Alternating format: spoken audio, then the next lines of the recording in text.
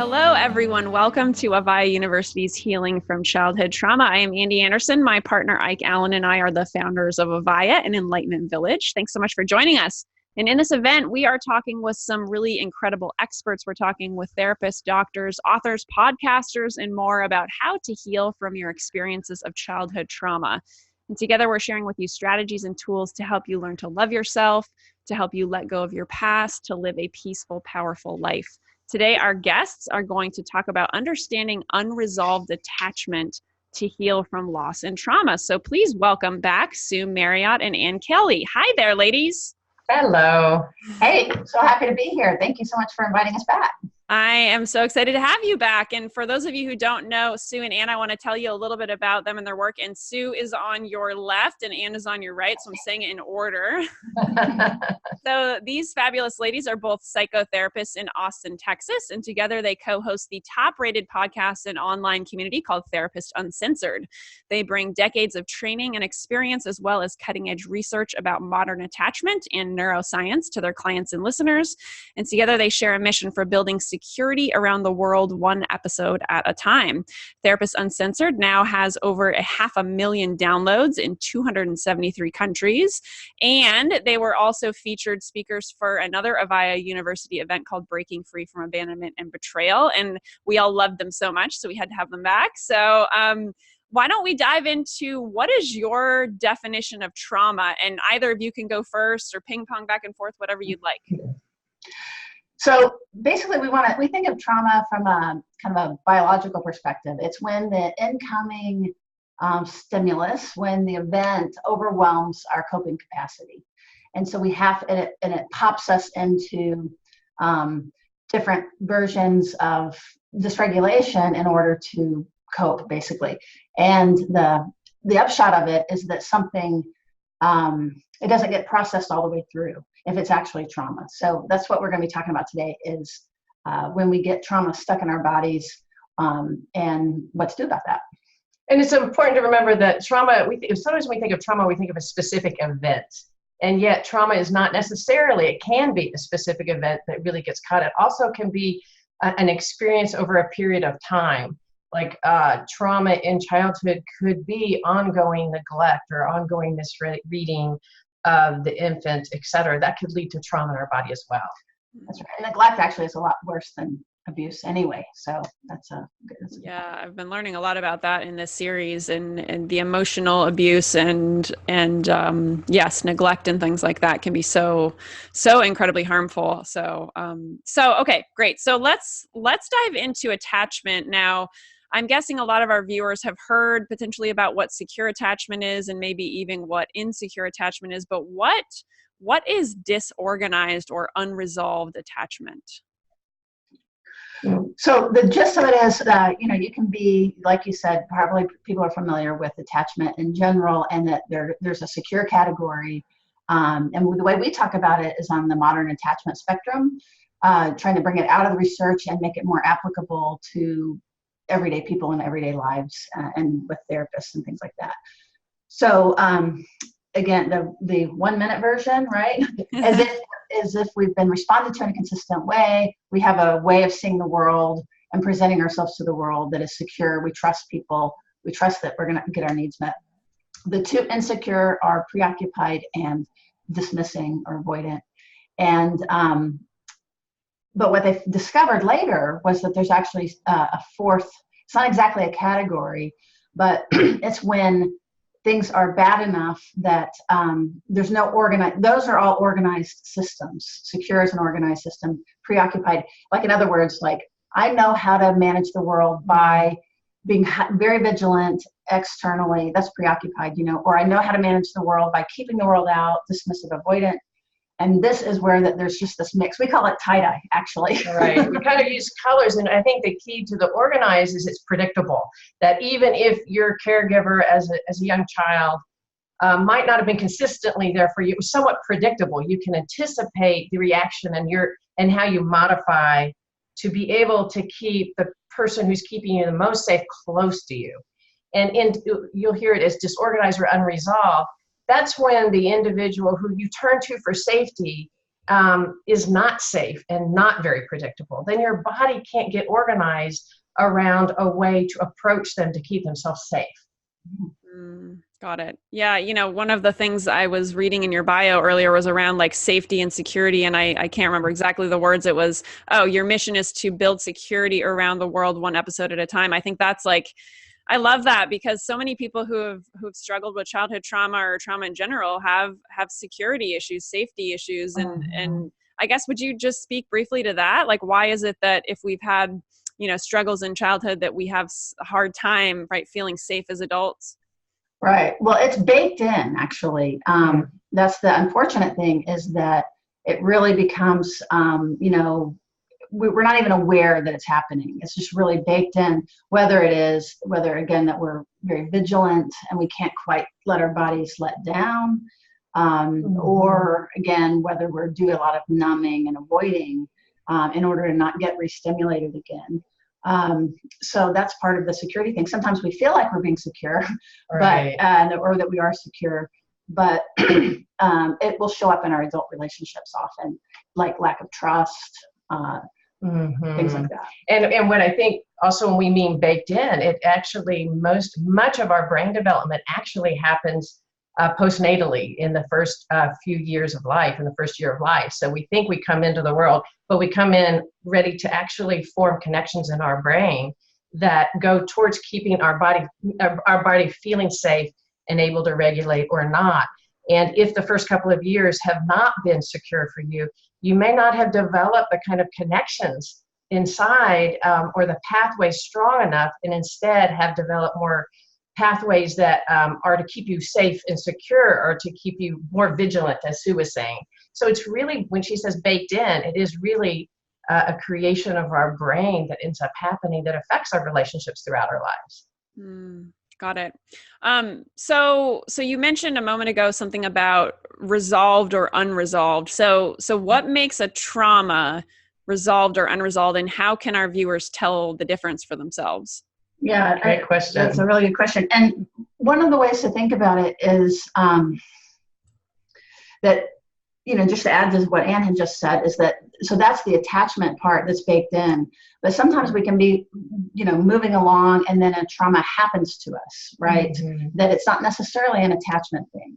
So then this question of how do we know if it's resolved or not, that basically it is that we are able to have a balanced sense of thinking and feeling. We're not flooded with it. Basically, let me do it the other way. What unresolved looks like is that something has happened to us, and if things go well, we cope, we get through it, and we integrate it, right, and we bring enough information forward to help protect us from that scary thing going forward. But so that's an integrated, like, that's trauma that's worked through. It looks like you can talk about it, you remember it, you know its significance, but you don't get flooded. And you're talking about it. It's like something happens to you and you're going, oh my gosh, you know what happened to me? And you talk about it, you're telling about it, and you're remembering it rather than re-experiencing. Right. It's coherent. Now, the way that unresolved happens is either too much information gets brought forward, and so we can't get out of it. And that looks like nightmares. It looks like startle response. It looks like, so in other words, our body is too ready for the thing to happen again. Too much information has been brought forward. The other way that we can be unresolved is, again, the reverse. We keep hinting at this, but it's when we have to do the numbing, the disassociation, the avoidance, in order to not remember these things or process them. To be too flooded by them. Exactly. So if that typically is how it begins to look like, and which is why the resolution looks like it's a coherent story. It's a coherent narrative. We understand the meaning that it had to us, but we don't get, like when we're talking about it, we don't get lost in the pain. And also, though, we're able to talk about it. We're able to talk about the loss of a parent or a grandparent, a significant grandparent, and maybe even cry and feel about it, but not get lost in the feeling about it. And recall it as an experience, because a lot of, especially early trauma, gets encoded in a very shameful way. And so a lot of individuals that have early trauma feel very unworthy and feel like the experience is part of who they are and feel a lot of shame.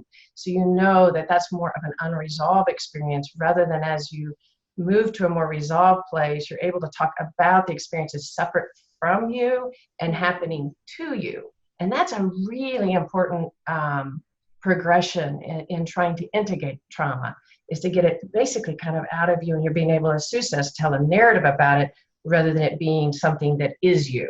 I love that. That's such That defines you. That defines you. Yeah, Yes. no, I love that. That's great. Yeah, that's such an important distinction. I totally get it. Like when you said that, right, if it's unresolved, it's like you're still experiencing it. You're still experiencing like whatever happened 30 years ago as if it's happening right now. And that's how our bodies, right, react. And right, when we can get to that point of coherently telling a story, it's almost like my imagining of it in the moment is like I look back at certain traumas in my life and I'm like, okay, if I kind of look at it as an observer now. I'm like, for things that I have, successfully like processed. Like when my dad died, it was a very traumatic death, alcoholism, end stage. It was horrible. But now I can look back at it and like talk about it as like, oh yeah, this happened. And, we had to clean up his house and we did this, that, and the other, but I don't have I miss him, but I don't have a lot of emotion around the experience anymore. I just miss him as my, not having my dad. But yeah, I see that. That's a great way of looking at it. Hi there, this is Ike Allen, founder of AVAIYA. I wanted to take a moment and pause the Masterclass to remind you that you can experience many more teachers in the free Masterclass at avaiya.com/healing. That's AVAIYA.com/healing. If you're not currently subscribed for the Masterclass, please do so now so you can experience all the available classes in this exciting series. And now, back to the Masterclass.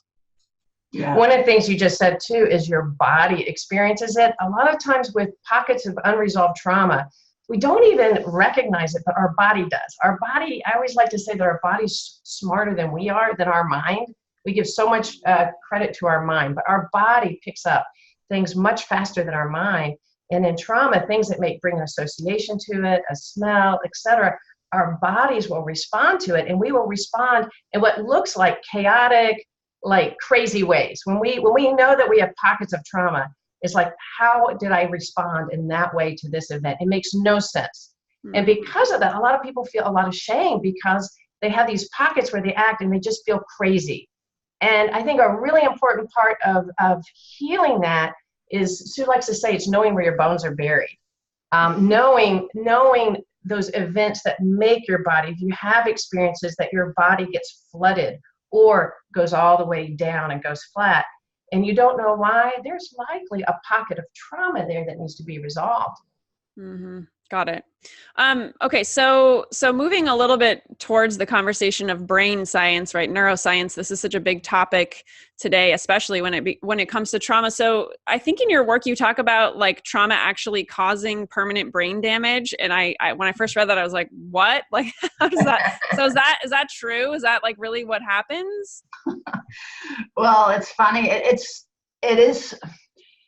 Again, depending on the trauma and things like that, and if it's cumulative trauma, part of it really does affect brain development, and so that's part of the baked in thing. But our message is, so if you read some researchers, it is so depressing. You know what I mean? It's like, it'll describe, the corpus callosum and how it's shrunk and our amygdala is all messed up and all of these things. And it does affect those things. It is true that it will affect the size and the shape of those things that keep you safe. And an overactive amygdala and a larger size, those are actually really, really true. So here's an interesting part of it. But our point is that neuroplasticity is real, and that we are able to grow and heal, that the mind is that capable. So what will happen is, like, I'll give you an example of a little rat study. So they, researchers are so mean to these poor rats, but they'll do something where they'll they'll shock them and and associate it, say, with a color, right? So then the color comes on and they know the shock is coming. Well, so basically their brain will have that in it, and right away, they'll respond already in stress as soon as the light comes on. Before the shock. Right.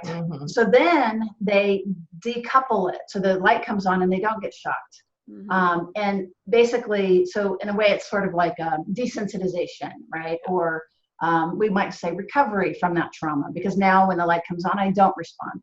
But what they found out that happens is that so that it's stored in this little pocket neurologically, and then these new experiences develop something over it. Like there's new connections, new myelinization, processing, which is part of why we're able to inhibit that every time the light comes on. But what they found is that if you go in and you clip those new experiences with those new neurons, then the fear is right back. So what that teaches us is that, yes, it's stored in our bodies, and it's and we're vulnerable to it, particularly under stress or under later traumas. You know, the more we have multiple traumas, the harder it is to do this recovery. But it also is true that there's a lot that you can do to work to heal and grow and form new experiences. New experience will actually form new neural connections. Yes. And so those things that if you know how you hear, if you don't use it, you lose it. And we think of that in brain capacity and memory. So to always use your memory and always use your memory. Well, the opposite is the positive aspect of that is if you do neural pathways towards things that used to be traumatic, and you do that a great deal in secure relationships, whether it's a secure relationship with a therapist, secure relationships with a partner, you form neural pathways. And as you do that, those old ones, if you don't use it, you do start losing those connections. That's the exciting thing. And you can reform new pathways that then say, oh, wait, I'm jolting like this because I don't have trauma, not because of the situation. So the more understanding you have, the more self-compassion rather than judgment. Self-compassion is such a big part of this because it helps soothe that part of shame and form neural pathways. They really can grow and develop. That's the really wonderful. That's our aspect of growing security inside of us. Absolutely. So for our viewers right now who have listened to the past however many minutes, and we've got an understanding of the attachment stuff, we got an understanding of security and neuroscience and all that. So what does someone do if they know they have unresolved issues from their childhood? So here's the bad news. The bad news is we can't go into a closet and read a book and heal and grow. It does do some things. So like for this, if we can learn about the impact of trauma on the body, that's one part of it, and that is important. But there's no way to heal from this stuff without being in relationship. So it is, as Anne was saying, it's like these new experiences of safe relationships that grow it. So the way I describe it is like, you got to know where your bones are buried. Everybody's got some bones, you know. It doesn't mean we have to go dig up all of our old junk, childhood history in order to be okay. It just means that where our history is intruding into our life now, that we follow that back. And then we need to basically rework the map. So what we want to do is both like we've been talking about, have a coherent narrative and understand it. But the only way of doing that is by really getting in touch with the feelings. It has to be both. So usually change through trauma or resolving trauma is going to truly have a bottom up, is what we describe it, a bottom up experience where that we really feel it. So for example, Andy, you were describing about your father's loss. And like if you just kept it at a very intellectual level and never really felt it, that would be one thing. So for example, maybe with your husband or your partner, or a therapist or clergy or whoever the safe person is, that if they can help you get into the feeling and really like, you know, look, I know you say you're okay, but you know, who was he to you? What did he mean to you? What was hard about the relationship? What do you miss most about him? How about you write a letter of goodbye to him? Something to be able to really get the affect happening and released. And so usually it's a combination of that you can see it and that you feel it and that you're able to talk about it. So typically for us as therapists, it's either helping people get into the feeling so that it can basically do what it's supposed to do. You know, you feel it and it moves on. or get out of the feeling, Right. which is the when we're stuck in it, being able to get our minds turned on and the coherent understanding. I think to add to that, I love what you're saying, Sue, and to add to that, I think is the understanding that we have a window of tolerance, and so that you want to be able to get into the feeling and experience it in a safe way. That's a really important part of healing trauma and something unresolved, but not flood with it, because that's where the pairing happens. It says getting in touch with those feelings is unsafe because now I'm overwhelmed and I'm pushing everybody away. So there's a window of tolerance, in other words, that so you don't try to do it all at once and all in one event, and it's through relationship and you let it unfold. So the suggestion is to go into the trauma in a really safe way, but in a way that you recognize when you're hitting the upper limit or the lower limit of that, and then come back. I mean, you can even use kindness or humor to kind of come in and go back and come in and go back, rather than we're going to dive all the way in. And that allows somebody's body to not feel too scared of processing it, because a lot of people understandably have a fear of going too close to something, because you can feel in your body that it could be too much.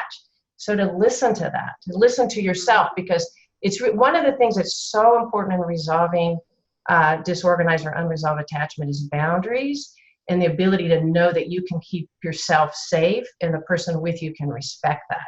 So knowing that if you start to feel too much, you can communicate that, and whomever's with you is right there instead of pushing you further.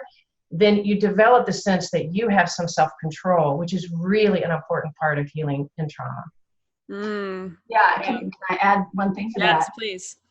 A lot of times as therapists, as we're working with people that want to deal with their trauma, there's a common misconception of like, okay, I want to do this, let's go. Right. And there's this speed, you know what I mean? Like, I know this thing happened to me and I've been avoiding it in my life, let's go into it, which is great, except for what Anne's talking about that it can be, again, used to how we were taught as therapists to deal with trauma is to really push people into them and do the ab reactions and do the flashback, you know, like, and that can be re-traumatizing.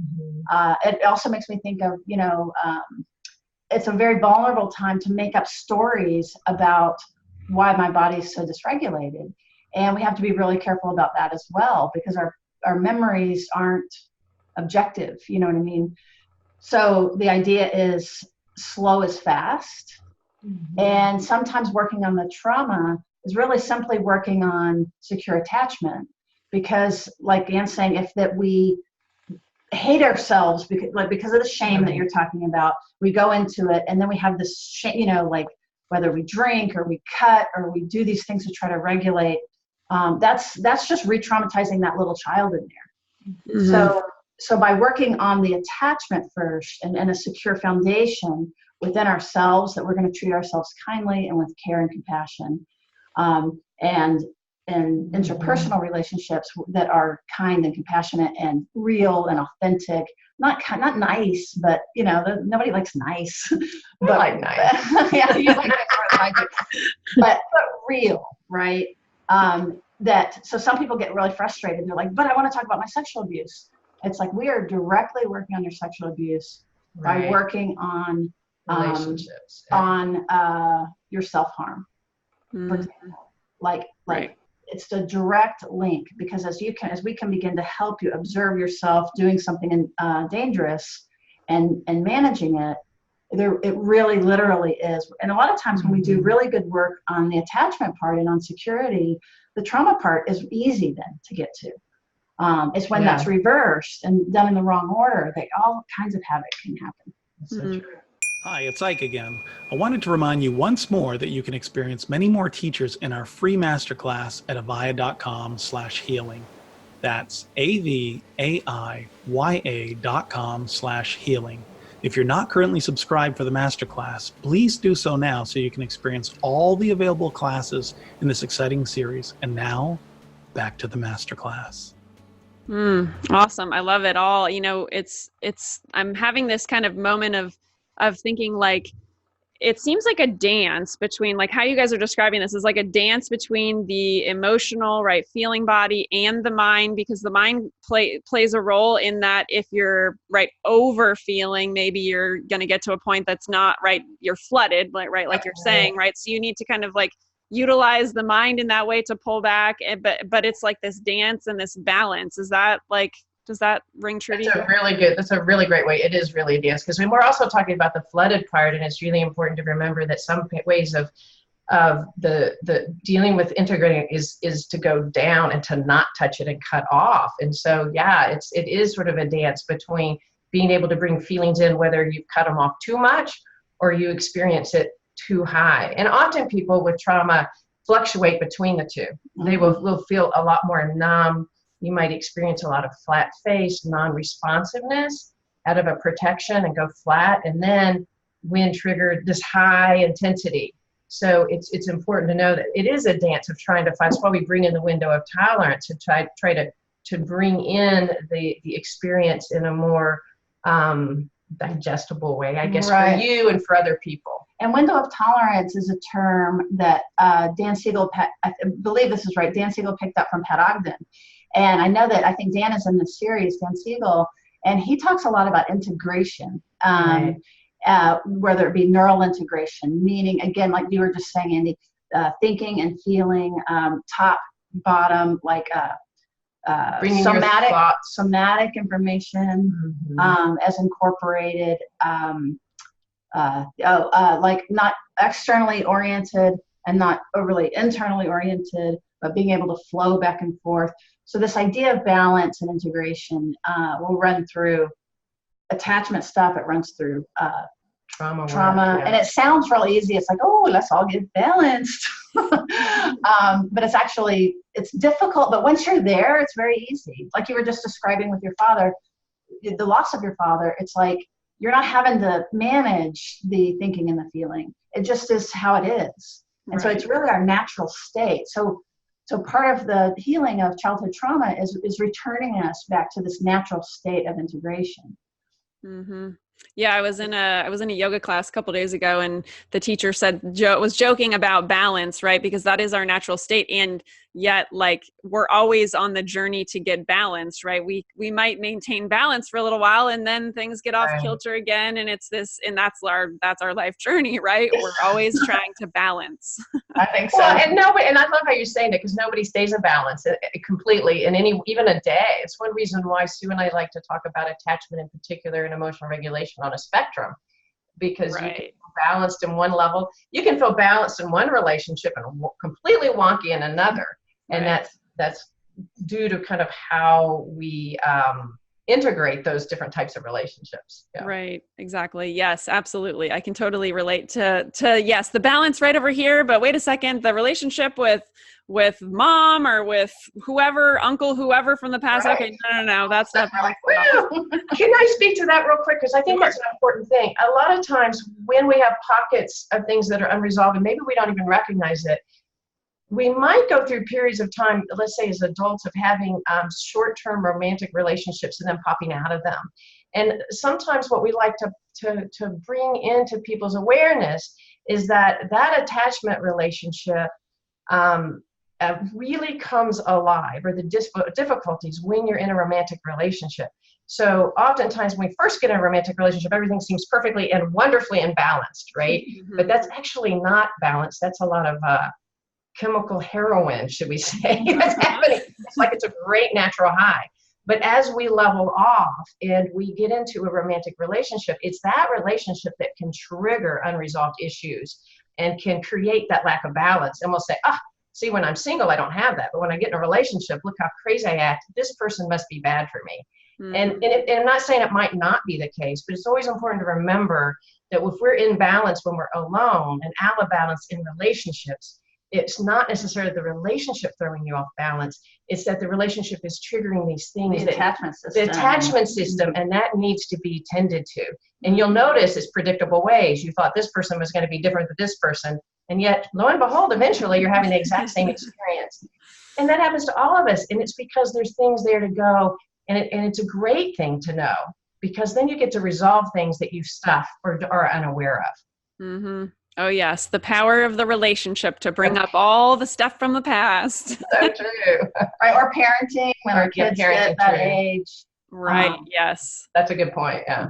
Because it's so weird. And we see this in therapy again, that like somebody looks really good and they're fine. And all of a sudden they kind of begin to fall apart or, have difficulty. But what has happened, if we think of it with this hat on, is that they have actually, before we were strangers, so they could do that really well.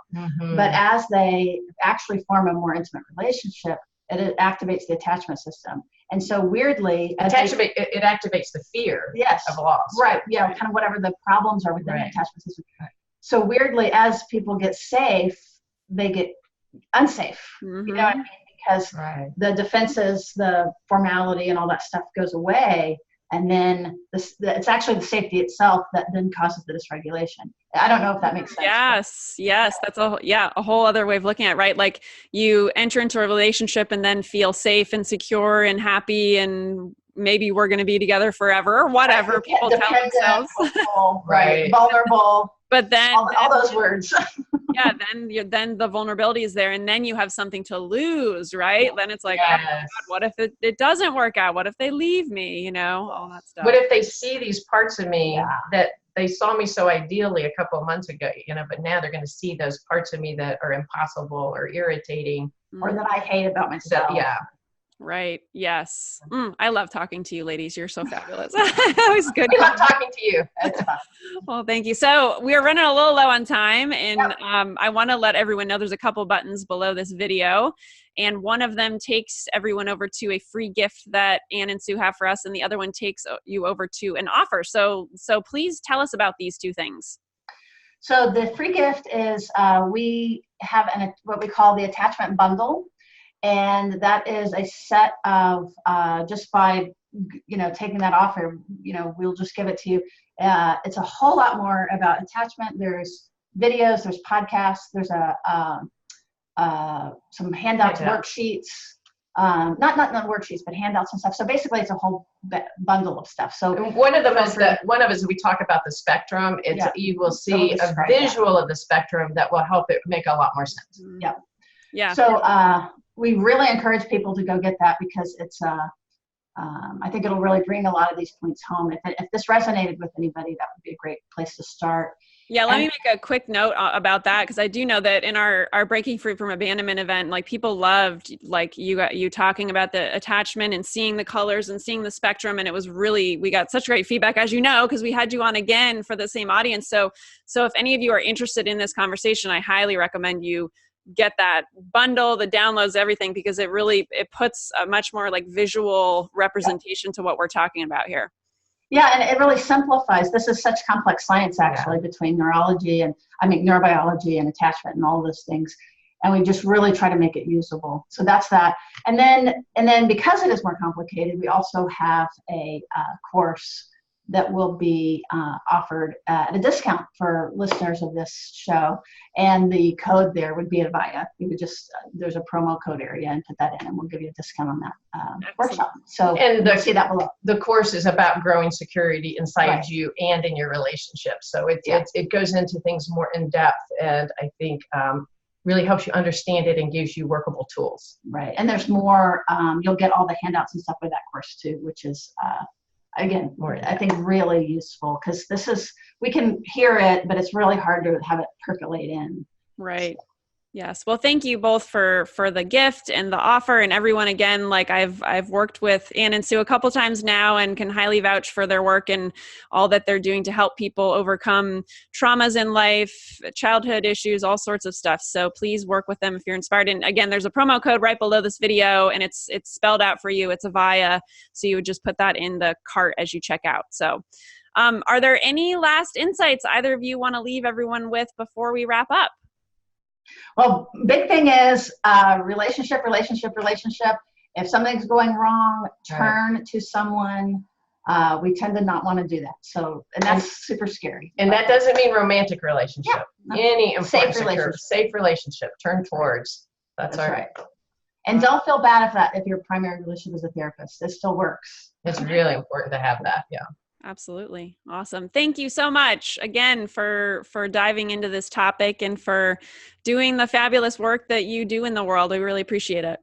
And thank you. You guys make this stuff available to everybody far and wide, and it's really, really a positive thing. So thank you for doing it. Exciting. It's our pleasure. All right, everyone. Thank you so much for tuning in to Ann and Sue's class, and we'll see you on the next one. Here is To Your Journey to Healing from Childhood Trauma. Bye, everybody. Hey everyone, I just got off an incredible call with Sue Marriott and Ann Kelly from Therapist Uncensored. I love these two ladies. We've had them on several different events, and we just love bringing them back because I think the topic of attachment as it relates to whatever it is that you're working through in your life is so important, and they do such a great job of putting the pieces together and helping us through that stuff. So a couple of big take-home messages for me were, right, trying to determine if the trauma that you experienced as a child is resolved or unresolved, and how can you tell? I thought they did a really great job of explaining this, in that if it's resolved, it's something that you remember, it's something that you can talk about and have a coherent conversation about, and all of that, like kind of like I mentioned with the death of my father, and that was a very traumatic event for me. But the difference between like resolved and unresolved is when it's unresolved trauma, it's something you're literally reliving. You're reliving the moment that whatever happened to you as a child is happening to you as you're a 45-year-old woman. You're reliving that moment when you were a 9-year-old boy, when you're a 60-year-old man, whatever it is. So you're actually reliving it. Your body is reliving it. Your body is experiencing it similarly or in the same way that you experienced it as a child. So there's a big difference between that resolved and unresolved trauma. So one of the great pieces of information that they gave us about actually resolving trauma is that new experiences create new neural connections, right? So we talked about all the really like damage that can be happening to the brain in traumatic events as children, and how when we actually have these new experiences, we're literally rewiring our brain and creating these new neural connections into getting those traumas resolved, and to being able to talk about them in a way, but not reliving them experientially through your body. So the last thing I wanted to mention was Ann and Sue talking about there's no way to heal except being in relationship.